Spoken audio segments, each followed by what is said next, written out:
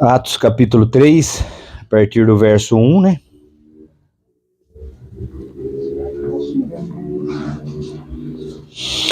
Onde diz assim, ó, no verso 1, diz assim: E Pedro e João subiram juntos ao templo à hora da oração, a nona. E era trazido um homem que desde o ventre da sua mãe era coxo, o qual todos os dias punham às portas do templo, chamada Formosa, para pedir esmola aos que estavam no templo. O qual, vendo a Pedro e a João, que iam entrando no templo, pediu que lhes dessem uma esmola. E Pedro, com João, fitando os olhos nele, disse: Olha para nós. E olhou para eles, esperando receber deles alguma coisa.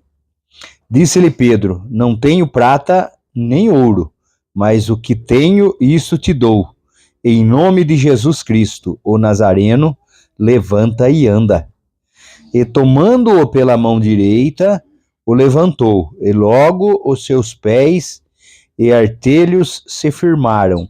E saltando ele, pôs-se em pé, e entrou com eles no templo, e andando e saltando, e louvando a Deus. E todo o povo ouviu andar e louvar a Deus. E conheciam-no, pois era ele que se assentava a pedir esmolas à porta formosa do templo. E ficaram cheios de pasmo e assombro pelo que acontecera. Maravilhoso Deus e Pai, que o Senhor estenda as tuas mãos santas e poderosas, abençoe essa palavra, abençoe nossos corações e nos ajuda nessa noite, nessa caminhada, Pai. Em o nome do Senhor e Salvador Jesus Cristo. Amém. Amém. Poder assentar? No final do culto, o irmão olha para o filho do irmão William e acabei esquecendo. Ele está meio doentinho. Sim. Aí vamos orar.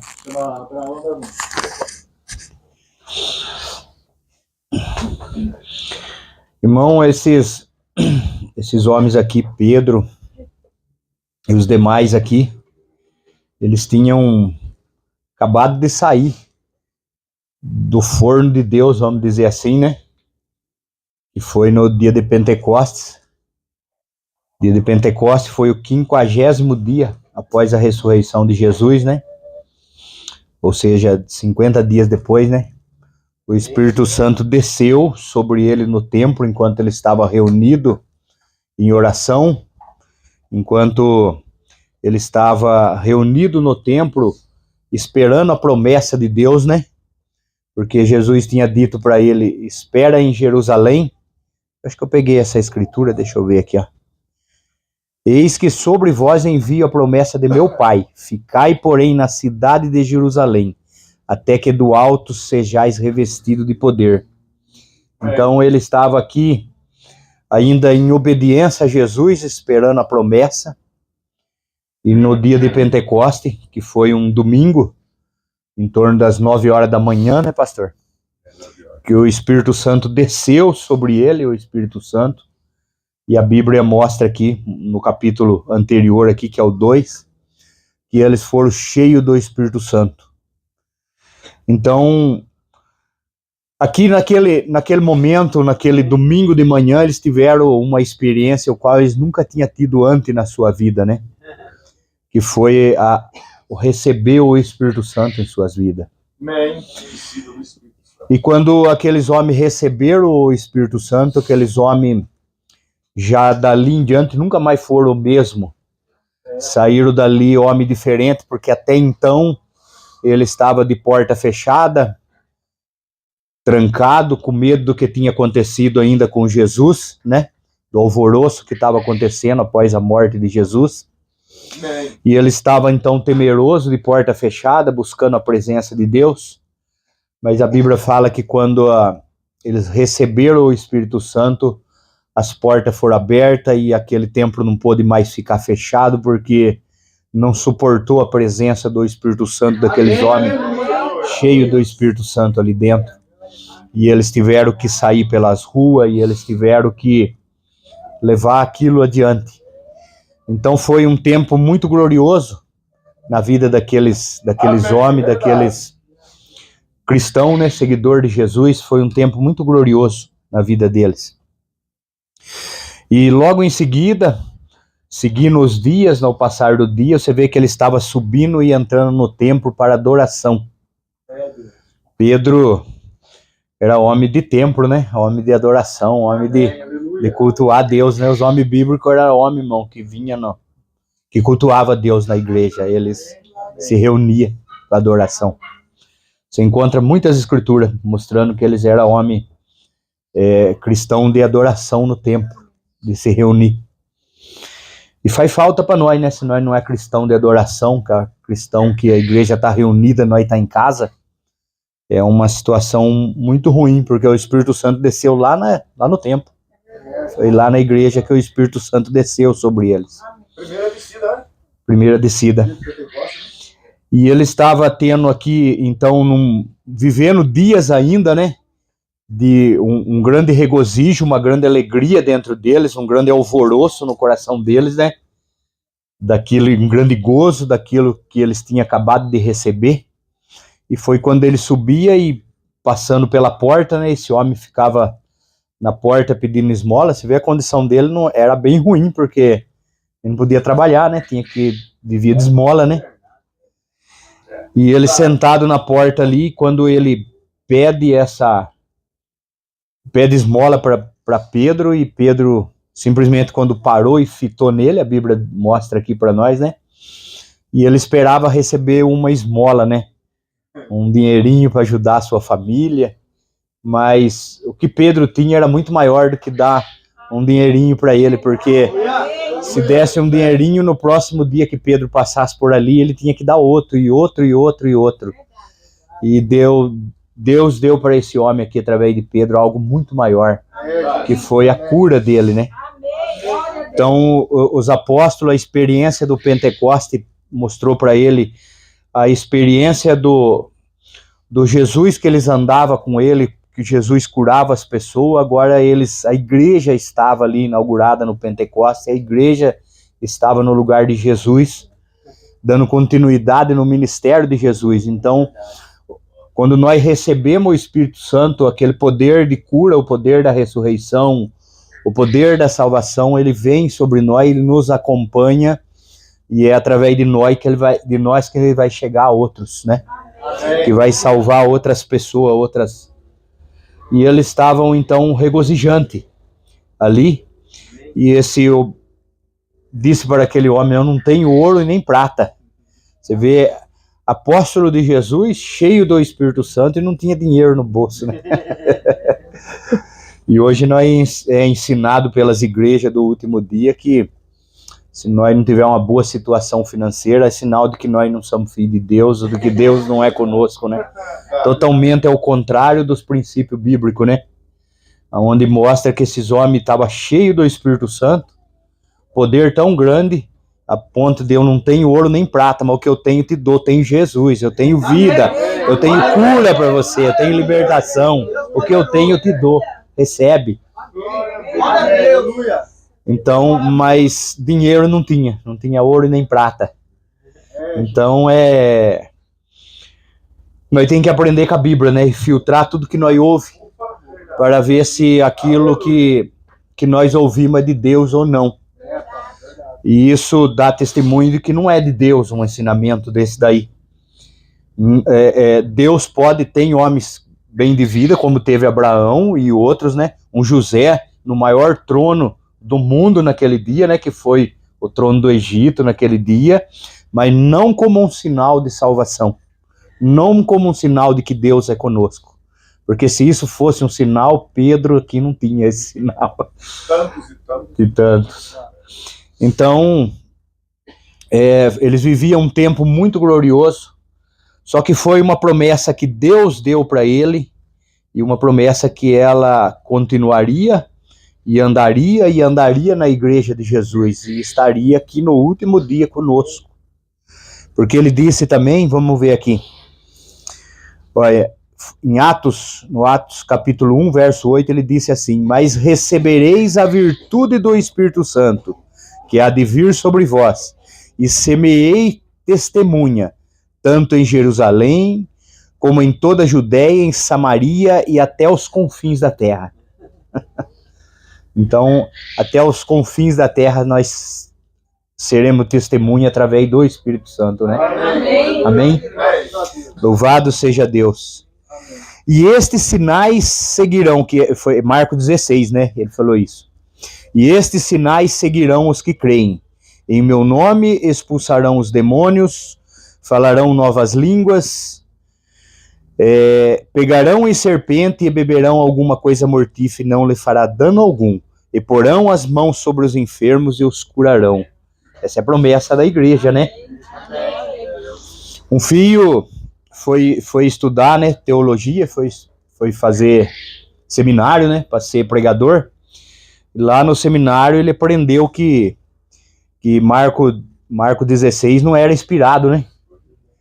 Não era um livro, uma promessa inspirada essa daí.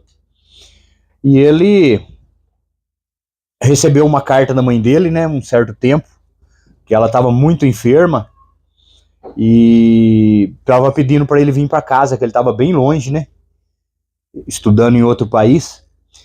E ele recebeu uma carta da mãe dizendo que ela estava muito enferma, que era bom ele vir para casa, que não sabia se veria ela com vida, né? E ele voltou para casa. E quando ele chegou em casa, ele já encontrou a mãe bem, né? Boa, de saúde. Amém. E ele, conversando com ela, ela falou: ai, filho, a mãe passou uns tempos aí muito mal, a mãe quase foi embora, quase partiu. Mas os médicos fez tudo que podia fazer, passou remédio e coisa e outra, e não resolveu. Ele falou: mas eu fui até naquela igrejinha da esquina ali, e eu falei com o pastor, e ele orou por mim. Ele falou, e ele, baseado em São Marcos 16, né, ele orou por mim, colocarão as mãos sobre o enfermo e curarão, né? Ele falou, e ele orou por mim. E ele falou, e eu sarei, filho. Aí ele falou, que é isso, mãe? Marcos 16 não é um livro inspirado. Isso é o que o seminário ensina para nós, irmão. Marcos 16 não é um livro inspirado, um capítulo inspirado. De Jesus não cura mais. Ela falou, ora, filho, se não sendo inspirado, ele fez isso na minha vida, curou eu dessa forma, você já pensou se fosse inspirado? Amém. Amém. Porque se sem inspiração salvou a vida daquela mulher, e com inspiração então, né, irmã? O que é que não faria na vida dela, né? Então essas coisas não ajudam nós, o seminário, né?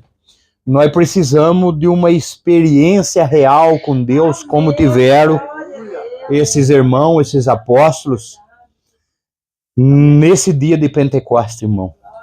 Uma experiência dessa, eles nunca mais foram covardes. O mesmo Pedro que um dia negou Jesus 3 vezes por uma simples criadinha, ele abre as portas do templo e aquele templo não suporta mais ele, eles têm que levar aquele evangelho na rua a outros, porque aquilo transbordava, aquilo explodia dentro deles. Aquilo saía pela garganta fora, né, irmão Hamilton? Aí dá uns bons sartos, né, irmão Hamilton? Que até a cadeira vira pra cima, né? Quando sai a garganta acima, né? Amém? Mas o irmão Brana, ele falando dessa experiência, ele fala sobre Moisés. Você vê que nós temos que olhar a nossa vida, irmão. Às vezes há algumas promessas na nossa vida, mas nós podemos adiar o tempo, nós podemos fazer no tempo certo, ou podemos adiar. Porque a Bíblia ensina que Moisés nasceu um libertador daquele povo. Só que o que Moisés tinha era só uma simples teoria, mostrada pela mãe, a promessa que ele ouvia falar do seu nascimento. Mas Moisés ainda não tinha tido uma experiência com Deus. Vamos ver um pouquinho da forma que o irmão Brana fala. Agora, pensemos em Moisés, quando ele estava numa sarça ardente. Esse pastor, numa manhã, porque ele pastoreava ovelha no deserto, né? Quando ele fugiu do Egito, foi para Midian, se tornou sogro genro de Jetro, né? que era um sacerdote que tinha ovelhas, e ele foi cuidar de ovelha para o sogro. Numa manhã, caminhando pelo conhecido caminho, por onde ele passou muitas vezes, ali ele foi atraído por uma sarça ardente. Veio a descobrir que o anjo do Senhor estava nessa sarça. Ele fala com Moisés. Moisés tinha tido uma amarga falha. Irmão, o fracasso de Moisés no Egito tinha sido muito grande. Irmão, com certeza naqueles 40 anos de deserto, eu acho que Moisés, muitas vezes no coração dele, ele imaginou que aquilo não era para ele, que aquilo que ele tinha ouvido não era bem aquilo, porque, irmão, ele tinha 40 anos de idade quando ele fugiu do Egito, e ele ficou 40 anos no deserto, e 40 anos quieto naquele deserto lá. Creio que ele sentava naquelas rochas pastoreando ovelha, e eu acho que muitas vezes ele meditou sozinho ali e falou, poxa, minha mãe dizia que eu nasci um libertador, e aquele povo continua escravo até hoje, meu povo está no Egito escravo, eu aqui um homem fugitivo, nada mais posso fazer. Irmão, Moisés deixou para trás era qualquer coisa. O fracasso dele foi muito grande, foi uma coisa muito vergonhosa para ele, muito humilhante para ele, muito dura. Moisés tinha tido uma amarga falha, pois mesmo sabendo que Deus iria libertar os filhos de Israel através dele, contudo, tentando fazê-lo sozinho, 40 anos antes disto, veio a ser uma falha e fez perder toda a visão de vitória e de liberdade e do povo escravizado. Quer dizer, a falha dele, irmão, botou tudo a perder e deixou o povo mais 40 anos sofrendo no deserto porque tentou fazer sozinho. Irmão, quando você fala fazer sozinho, nem sempre é fazer com a outra pessoa, mas tudo que nós faz tem que fazer com Deus no controle. Amém. Tudo que nós faz tem que ter o Espírito Santo no controle da nossa vida. Amém. Aí vai dar certo.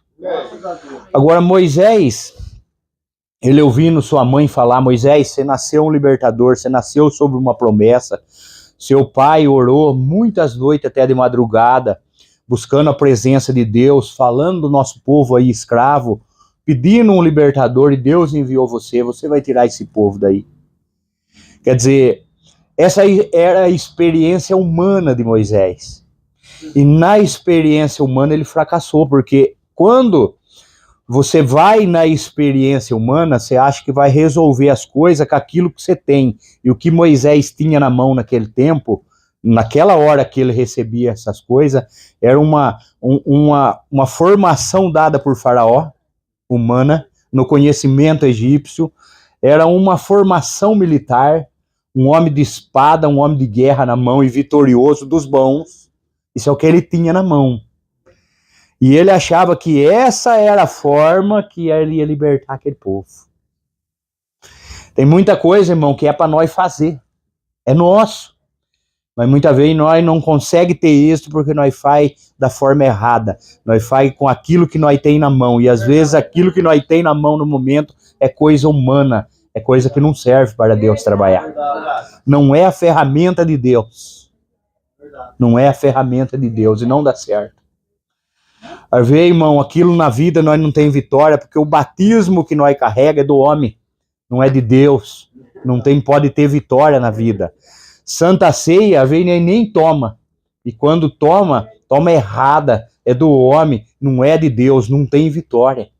Porque na Santa Ceia de Deus, quando eles tomaram a Páscoa no deserto, eles caminharam 40 anos naquele deserto, a Bíblia fala que o seu sapato não estragou, a sua roupa não envelheceu, eles não tiveram enfermidade com o poder daquela Páscoa, os seus pés não incharam, com o poder daquela Páscoa. Para pensar, irmão, se aquela Páscoa ainda era uma Páscoa feita ela não tinha o sangue de Jesus ainda derramado, ela não tinha ainda, era natural aquela ceia lá.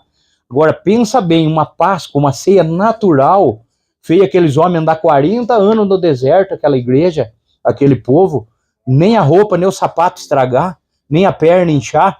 E a Santa Ceia, irmão, hoje, com o que tem o sangue de Jesus Cristo derramado, o Espírito Santo derramado, que poder ela não tem, a Santa Ceia hoje? Se nós viéssemos para a mesa da Santa Ceia, conhecendo realmente essas coisas, crendo nessas coisas de todo o nosso coração, você pode ter certeza que você pode vir na mesa da Santa Ceia enfermo, mas você não vai virar para trás dela e sair enfermo da mesma forma. Ela tem poder curador. Você pode vir até ali com um vício, carregando um vício, mas você não sai dali carregando aquele vício, ele fica ali. Ele fica morto ali. Ele morre ali, né? Porque foi tremendo aqui, ó.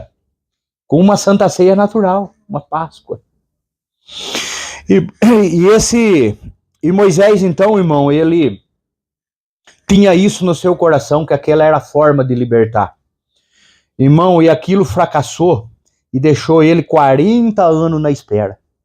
40 anos naquele deserto, vamos dizer assim, jejuando, se limpando naquele deserto, esvaziando aquele conhecimento humano que ele tinha. Irmão, nós temos que esvaziar do nosso conhecimento humano. Não adianta nós achar, a hora que eu tenho que aceitar Jesus, eu sei a hora que eu tenho que aceitar Jesus.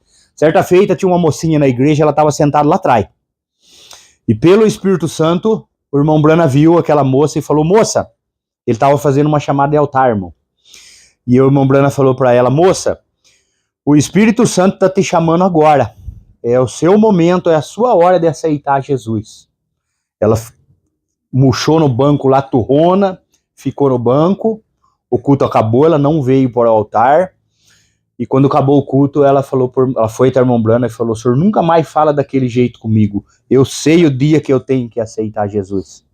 O irmão Brana fala, uma semana mais tarde, eu vi ela descendo a rua, com a saia meio que desgarçada de lado, assim, e com uma garrafa de uísque na mão, embriagada. Ou nós vai na hora que Deus chama nós, ou Deus nos deixa, porque não é nós que escolhe, é Deus que escolhe por nós. Não é nós que decide o nosso tempo da nossa vida, é Deus que decide o tempo da nossa vida. Quantas pessoas, irmão, não fizeram planos, imensos planos no mundo aí, e saiu de casa e nunca mais voltou? Só ficou nos planos aquilo. Mas não era o plano de Deus aquele para ele. Porque se ele soubesse o plano de Deus para ele tinha acertado sua vida antes. Ele tinha ido se acertar. Vamos seguir um pouquinho mais aqui.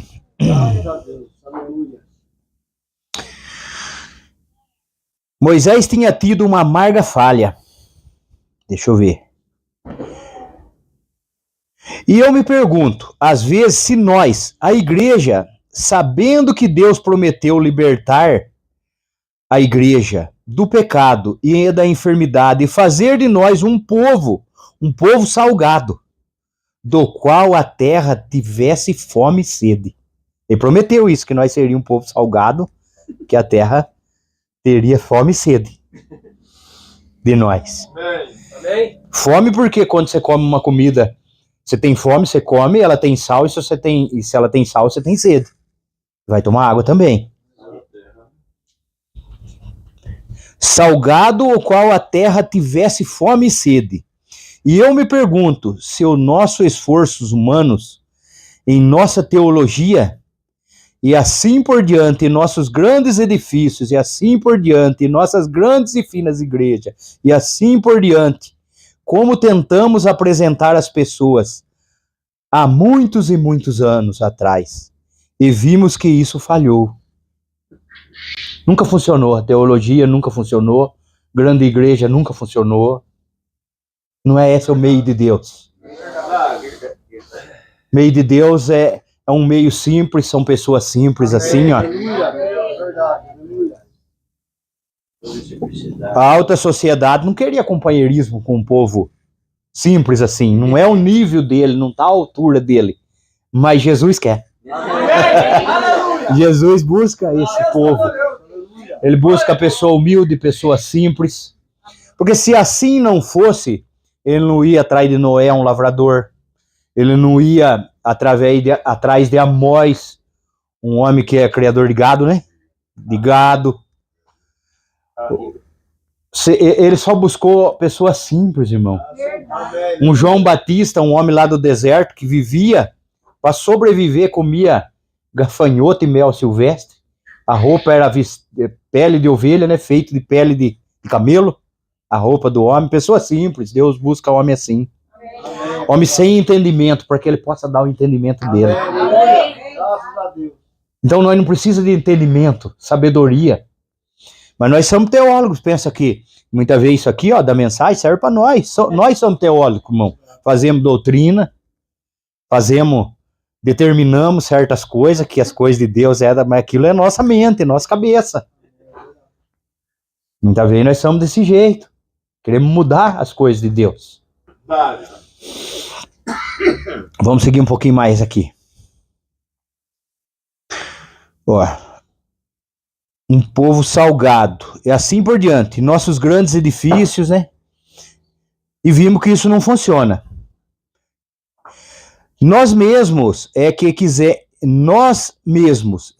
quisemos ter nossas escolas, ensinar nossos ministros e assim por diante. Ministro não é feito por escola, ele é feito pelo Espírito Santo. Todos os homens bíblicos, como nós falamos de João Batista agora, foi feito no deserto.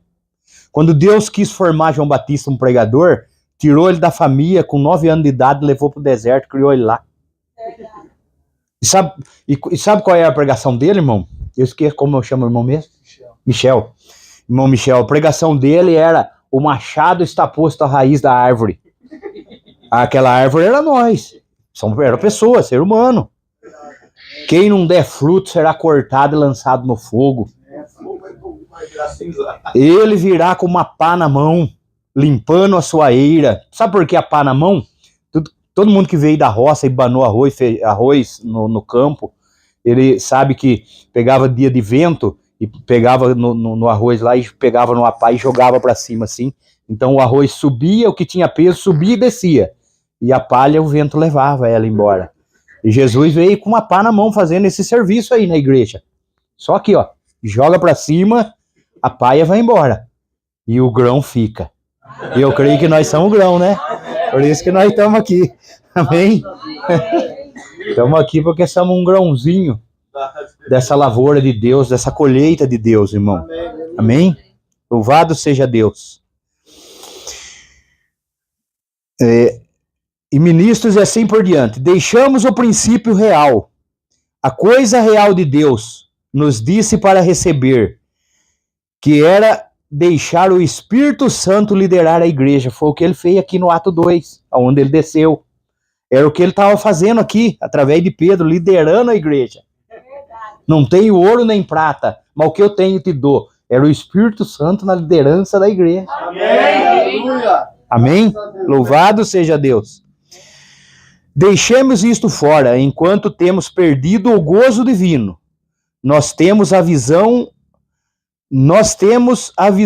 está embaraçada agora. Visão embaraçada. As pessoas não estão esperando a vinda do Senhor. Contudo, as bombas atômicas estão penduradas em hangares por todos os lugares. E as coisas que destruiriam o mundo de uma só vez. Irmão, o que tem reservado para esse mundo faz dele um montão de cinza em fração de segundos. O que tem por aí armazenado. Só está precisando aparecer um homem louco que tenha coragem de ir lá e apertar o botão.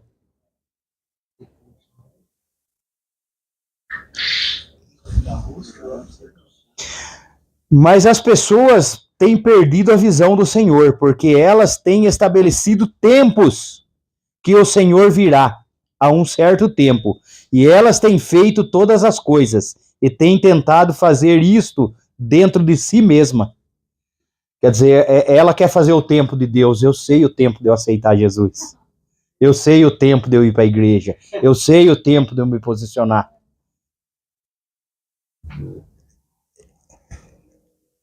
Nós devemos nos desprender e permitir Deus fazer as coisas, como podemos fazer estas coisas sem o Espírito Santo? Como nós podemos fazer as coisas sem o Espírito Santo? Moisés tentou. Vamos voltar nele aqui, ó. Agora, Moisés tinha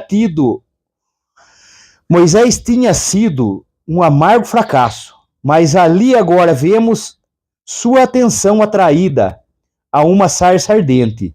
E ele olha a sarça ardente para saber qual era o problema e aproximou-se dela. O fogo normalmente traz uma atração. Você vê uma fogueira de longe, né? Ela é uma atração.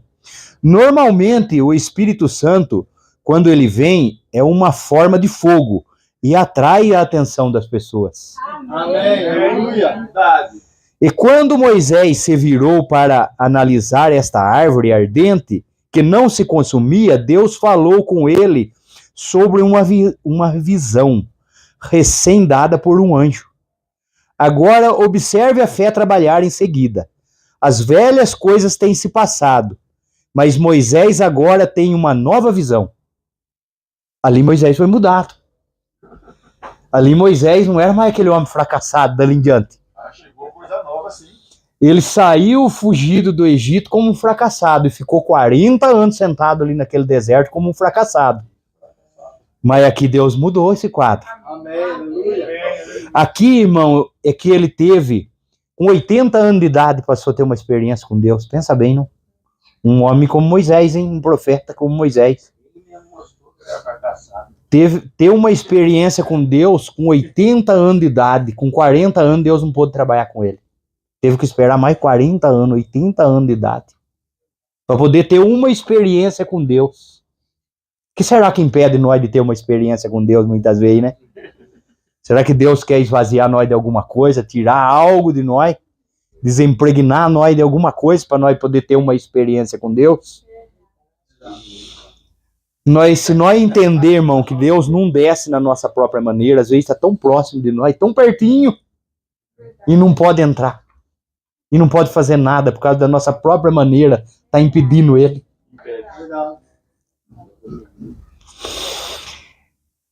Ele teve uma revelação, ele teve uma experiência, ele tinha se encontrado com Deus, ele tinha falado com Deus. Antes disso, ele não tinha se encontrado com Deus, ele tinha apenas lido e soubera o que sua mãe lhe falara. Ao ouvir que sua mãe tinha dito, ou ouvido o que o pastor tinha dito, mas agora Moisés tinha uma experiência pessoal. Amém. Ele trabalhou lá atrás com o que a mãe dele tinha dito para ele, o que ele tinha ouvido dizer para ele. Mas para ele fazer aquela obra, ele tinha que ter uma experiência primeiro com Deus. Amém. Ele estava só na mente. Só na mente. E aí fracassou. Fracassou e ficou numa situação dura por 40 anos carregando aquele fracasso sobre si. Seus irmãos, 40 anos aquele povo no Egito sofrendo, a mais do que era para ser. 40 anos por falta da experiência daquele homem, irmão. E muitas vezes nossos filhos não têm mais saúde, nossos filhos não têm mais aceitação, porque muitas vezes por causa da nossa própria experiência eles sofrem. A falta de experiência na nossa vida com Deus leva a nossa família ao sofrimento. Leva a família. Mombrana fala de um homem, de uma família, eles viviam num certo lugar, e era o lugar que eles viviam era uma rota de furacão. Só que a ciência dizia que aquilo era uma rota de furacão, só que o furacão nunca tinha passado. O problema nosso é isso daí. Jesus está voltando, Jesus virá, esse mundo vai findar. Às vezes faz 100 anos que vem se pregando isso, 100 anos que as pessoas vêm ouvindo isso, e às vezes fala, eu vejo falar que Jesus vai voltar, mas nunca veio. E esse homem vivia nessa rota do furacão, fazendeiro. Aí o Mombrana fala que chegou um vizinho nele e falou para ele assim, você precisa sair daí. Vem vindo um furacão aí, vem vindo uma tempestade, e os meteorologistas disseram que o furacão vai passar nessa rota. Esse é o caminho dele. Esse é o caminho dele. Ele falou assim, eu sempre ouvi falar isso, mas nunca veio. E muitas vezes nós é dessa forma, mano. desse jeito. E nunca veio. Mas aí aquele vizinho falou, mas dessa vez ele vem. Dessa vez ele vem. Irmão, sempre nós estamos ouvindo que Jesus vem, mas numa manhã dessa, ele vem. Ele vem. Amém? Ele vem. Numa manhã dessa, será muito glorioso para nós. Ele nos acordará no domingo de manhã. Vão para casa, chega, acabou. Acabou o sofrimento. Disse o irmão Brana na mensagem, o fundo cromou fundo, né? Ele falou assim, e quando nós chegarmos àquele lar, ele falou, aquele lar eterno e brilhante. Ele falou, e aquela mesa posta com quilômetros e quilômetros de comprimento. Ele falou, e o rei, saindo em sua beleza e santidade, andando ao longo da mesa e com sua própria mão enxugando cada lágrima e dizendo, não chores mais, tudo tem terminado, entra no gozo do Senhor. Um domingo desse de manhã será esse dia para nós. Nós vamos embora nesse mundo, nós vamos entrar na espaçonave de Deus, né? E vamos além aonde nunca ninguém foi, nunca o ser humano pôde pisar, nunca a ciência pôde imaginar, e nós vamos para lá. Louvado seja Deus. Mas Moisés trabalhando com essa experiência, sem experiência ele não conseguiu, irmão, fracassou. Olha a responsabilidade que esse homem tinha na mão, cerca de 2 milhões de pessoas, né, naquele Egito, escravo, apanhando de chicote na costa. A falta de experiência desse homem levou ele a fugir, ele largar tudo para trás, e aqueles irmãos, o que será que pensavam os irmãos dele lá? Falavam, poxa, Moisés era a nossa esperança, desapareceu, ninguém sabe por onde anda Moisés, faz tantos anos já. Irmão, Deus quer usar nós, mas nós precisamos primeiro ter uma experiência com ele. Amém. Nós precisamos primeiro essa experiência. Agora vamos seguir um pouco mais aqui, ó. E é disto que a igreja precisa esta noite. É apenas parar de estudar tanta teologia, descer do altar e orar até uma experiência pentecostal, descer queimando até o coração humano e queimar todo o embaraço e dar uma nova visão. Amém. Amém. Uma nova visão das coisas, irmão. Ver Deus de uma forma diferente. Amém. Aí a mesma pessoa que via o irmão, que criticava o irmão, agora olha no irmão e fala, poxa, o meu irmão, ai, pobre meu irmão, ajuda ele, Senhor, auxilia ele, Senhor, como eu amo meu irmão. Visão diferente, irmão. Amém. Moisés agora tinha uma experiência. Ele testemunhou o poder do Senhor. Ele o testemunhou em cura divina. Sua mão foi atingida, porque quando Deus atingiu a mão dele com lepra e ponhou no seio, saiu leprosa e colocou no seio, e ela saiu sem lepra de novo, Deus estava dando a experiência de cura divina para ele. Amém. O Bruno está dizendo aqui. Olha lá. Testemunhou em cura divina. Sua mão foi atingida por lepra. Ele colocou em seu peito e tirou e ela foi curada. Ele sabia que Deus era curador. A experiência com Deus faz... A nossa experiência com Deus aí que fala para nós, irmão, mostra que Deus é curador. Amém. Aí nós vamos entender que Deus é curador. Aí nós recebemos a cura divina. Amém.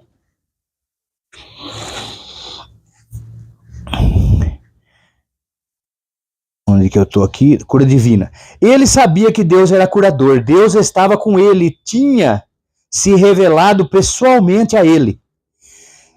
É desta maneira que o Espírito Santo veio sobre estes apóstolos, que disse, mas o que tenho?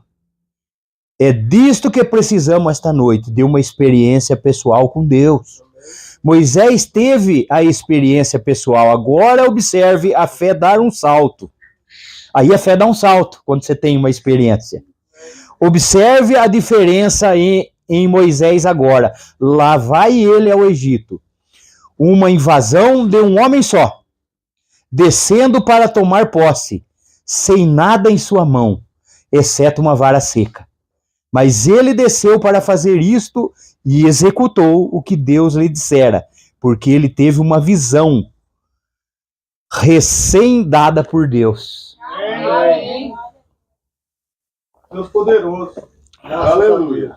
Tem uma mensagem que o irmão Brana fala assim, que quando ele estava descendo para o Egito, ele colocou a esposa Zípora, né? E o filho Gerson no lombo do jumento e desceu puxando o jumento e caminhando para o Egito. Cabeça calva, né? Já calva, barba longa, branca. E alguém perguntou para ele: Moisés, para onde você vai? Falou: tô indo para o Egito. Mas o que você vai fazer no Egito? Você fugiu de lá? Falou: vou indo lá para tomar posse de tudo aquilo. Eu vou indo lá para assumir o poder do Egito. Irmão, um homem na experiência de Deus não brinca com ele, não.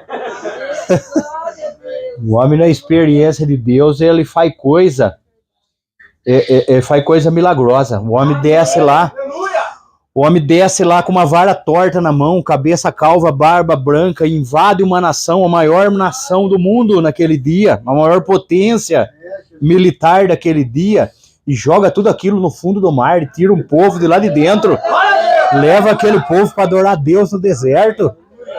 O que esse homem fez naquele Egito, irmão, sobre o poder de Deus, na experiência de Deus? Olha o que aquele homem fez. Verdade. Eu admiro Moisés. Mas sofreu para chegar nesse lugar, irmão. Ele teve que esvaziar. Ele teve que largar o conhecimento humano. Ele teve que largar o pensamento dele, a forma dele. Ele teve que largar a teologia própria dele. Nós é cheio de teologia própria. Nós temos que largar ela. Nós temos que largar ela. Nós temos que parar de murmurar, reclamar de certas coisas. Deixar Deus consertar certas coisas. Tem coisa... Irmão, eu falo algumas coisas no sentido assim, porque as experiências, a experiência te ajuda. Tem coisa que muitas vezes você vê na igreja, o pastor também viu ela na igreja. E mais do que eu sei, porque ele é responsável pela igreja, ele queria consertar aquilo. Mas muitas vezes, ele não achou um meio ainda de consertar aquilo. Ou muitas vezes, aquilo ele já foi por um ângulo com aquilo, ele já foi por outro, e não deu certo. E ele está buscando um meio, ele está buscando uma direção de Deus.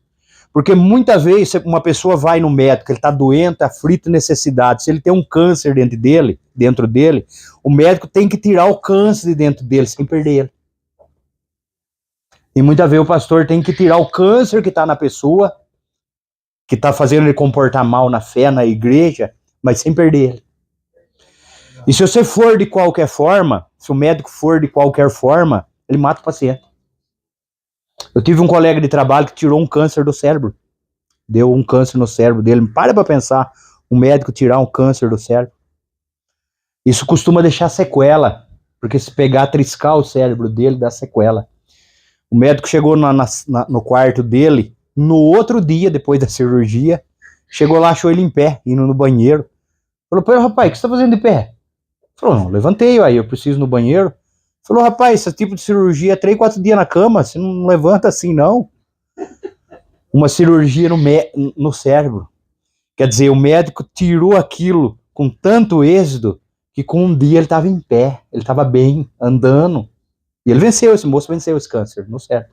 Hoje ele está bem. Mas o médico, ele tem que ter uma sabedoria para tirar. Você imaginou a leveza da mão desse homem cortando ali? Para poder, e muitas vezes o pastor tem que ter mão leve, para tirar o câncer do irmão, sem ferir o irmão, sem estragar a vida do irmão, sem matar o irmão. Porque na maioria dos casos, quando você chega com tudo, você mata ele. Né? Vai embora, né, pastor? Verdade. Então, a vida é uma ciência, ela é uma experiência com Deus.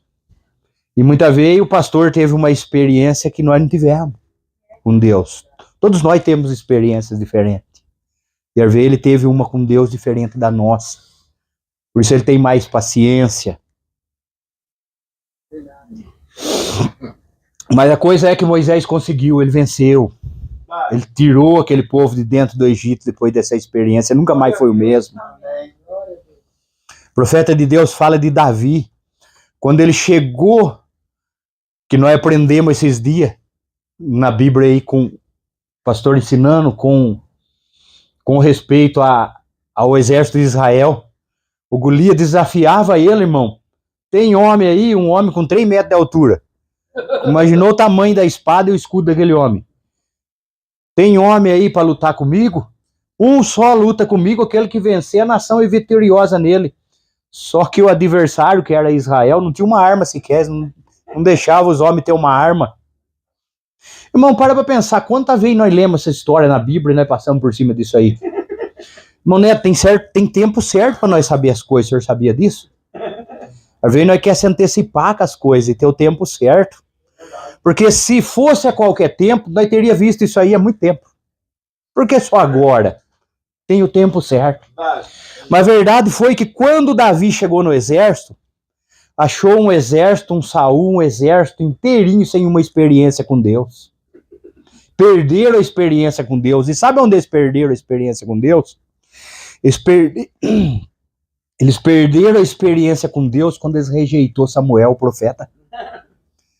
Porque o profeta dirigia eles, o profeta cuidava deles, o profeta falava para eles sobre as batalhas dele, as vitórias, e como tudo deveria ser. Enquanto eles seguiam Samuel, eles eram vitoriosos. Mas quando eles rejeitou Samuel, eles perderam a experiência que eles tinham com Deus. Então, quando Davi foi visitar o exército para levar queijo para os irmãos dele, chegou lá, viu um bando de homem grande, totalmente desarmado, para enfrentar um Golias armado até os dentes e experiente, a Bíblia fala, desde a mocidade, na guerra, enfrentar esse homem com 3 metros de altura. Não é à toa que o joelho de Saul, a Bíblia diz que batia um com o outro, né? Não era para menos. Irmão, totalmente sem experiência com Deus. Aí chega um Davi, Mombrana fala um homem pequenininho, ruivo, tinha aparência de marica, ele chega a falar numa mensagem. Chega lá, mas era um homem, irmão, que não tinha aparência natural, mas o coração daquele homem tinha uma experiência com Deus. Ele tinha tido uma experiência com Deus lá pastoreando ovelha. Irmão, quando Deus quer dar experiência para nós, ele põe animal na nossa mão, que ele quer ver como você cuida daquele animal, daquele cachorro. Você entendeu? Pessoa que só vive chutando o cachorro, dando coice para lá, para cá.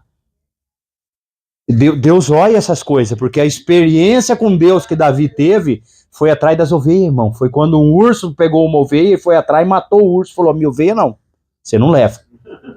Foi quando um leão deu em cima dela. Você vê o amor que aquele homem tinha por uma ovelha. Por uma ovelha. Deus busca pessoas que ama, que não quer perder nenhum. Amém. Que luta. Aleluia. O pastor sempre liga em casa. Hoje mesmo a Neia estava falando para mim, que ele ligou e falou, irmã Rosana, cadê a irmã Rosana? Convida ela para fazer uma visita para nós. O que eu vejo com isso? Eu vejo ele tá em casa, mas a mente dele tá viajando no irmão para lá, irmão para cá. Como tá o irmão, como tá a irmã? Preocupado, chama preocupação. Isso é amor que faz ter preocupação com as pessoas. É amor que faz preocupar. Como tá? Essa mensagem é o meio de Deus. Ela é a única que pode levar até uma experiência real com Deus. Glória a Deus. E numa denominação ela não vai ter uma experiência real com Deus. Onde tá a irmã? Onde tá o irmão? Como tá? Tá sem o Samuel lá, né? Sem Samuel. Tá sem o profeta de Deus, irmão. E se não tem profeta, a coisa não anda, a coisa não funciona, irmã. Sem profeta, sem experiência com Deus. E Davi, quando chegou e escuta aquele barulho, aquela coisa, e o Golias lá gritando de longe, falando, ele falou, o que é isso aí que eu tô escutando aí? Os irmãos dele falaram assim, bem sei o jeito que você é, rapaz, não tem nada pra você aqui não, vai embora. Pega as coisas e volta, deixa que o seu pai mandou você deixar e vai pra casa. Falou, não, aí a Bíblia fala que ele saiu pro meio do exército, foi perguntando pra um, pra outro, falou, o que tá acontecendo aqui? Falou, tá acontecendo que o Golias lá, aquele gigante lá, tá desafiando nós, não tem um homem aqui pra enfrentar ele. É isso que tá acontecendo, nós não tem arma, nós não tem nada aqui, então eu também não tenho nenhuma experiência com Deus, não tem o poder de Deus pra lutar com esse homem. Eu falou, mas... Então, se o problema é a experiência com Deus, é o poder de Deus, eu tô aqui. Eu tô aqui porque eu tenho uma experiência com Deus. Amém?